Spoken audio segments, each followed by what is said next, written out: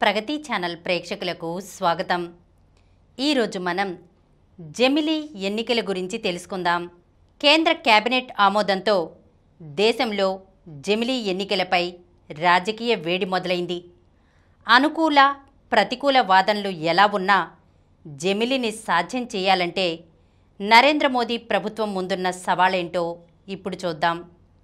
గడువు పెంపు కుదింపు. జమిలీ అంటే పార్లమెంటుతో పాటు అన్ని రాష్ట్రాల అసెంబ్లీలకు ఏకకాలంలో ఎన్నికలు జరిపించాలి. ఇదేమీ భారతావనికి కొత్త కాదు.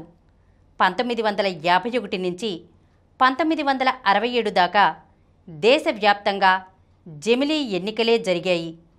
తర్వాత వివిధ రాష్ట్రాల్లో ప్రభుత్వాలు కూలడంతో మధ్యంతర ఎన్నికలొచ్చి జమిలీ మాయమై ఆయా రాష్ట్రాల అసెంబ్లీల గడువులు మారాయి. ప్రస్తుత పరిస్థితుల్లో వీటన్నింటినీ రాబోయే సార్వత్రిక ఎన్నికలతో కలపాలంటే కొన్ని రాష్ట్రాల అసెంబ్లీల గడువును పెంచడమో మరికొన్నింటిని తగ్గించడమో చేయాలి.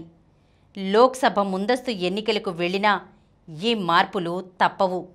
ఇందుకు రాజ్యాంగపరంగా అవరోధాలున్నాయి. దేశంలో వివిధ ఎన్నికల నిర్వహణ తీరుతెన్నులు మార్గదర్శకాలకు ఉద్దేశించిన 1951 ప్రజాప్రాతినిధ్య చట్టానికి సవరణలు చేయడంతో పాటు పలు కీలక రాజ్యాంగ సవరణలకు పార్లమెంట్ ఆమోదముద్ర వేయాల్సి ఉంటుంది. ప్రధానంగా 6 రాజ్యాంగ సవరణలు అవసరం. 1. ఆర్టికల్ 83 లోక్సభ రాజ్యసభల కాలపరిమితికి సంబంధించింది. 2.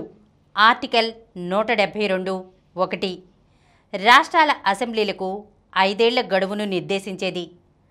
ఆర్టికల్ 83 2 అత్యయిక పరిస్థితుల సమయంలో సభ కాలపరిమితిని ఏడాదికి మించకుండా పార్లమెంటు చట్టం ద్వారా వీలు కల్పించేది.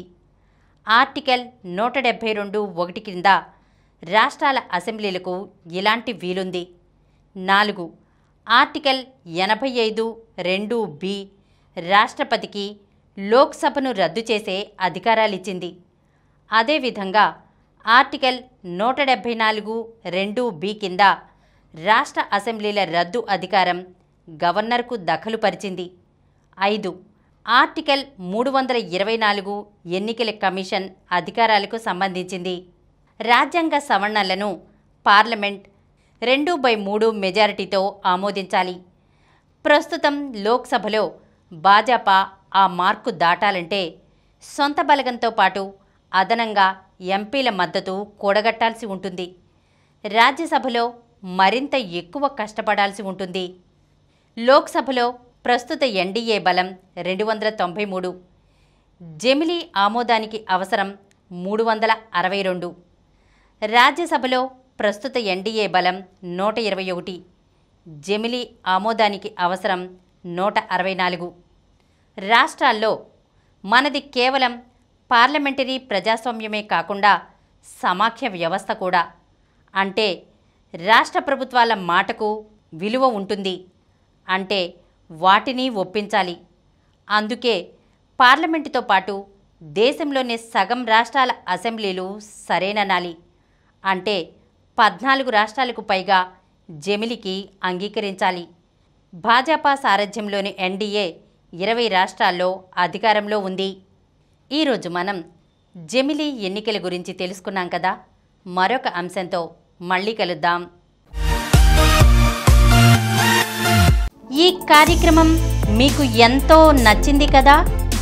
ఇటువంటి మరిన్ని వీడియోల కోసం అనతి కాలంలోనే 20 కోట్ల వ్యూస్ సాధించిన సమరం ఛానల్ సమర్పించు సమరం ప్రగతి ఛానల్కు సబ్స్క్రైబ్ చేయండి, లైక్ చేయండి, మీ ఫ్రెండ్స్కి షేర్ చేయండి.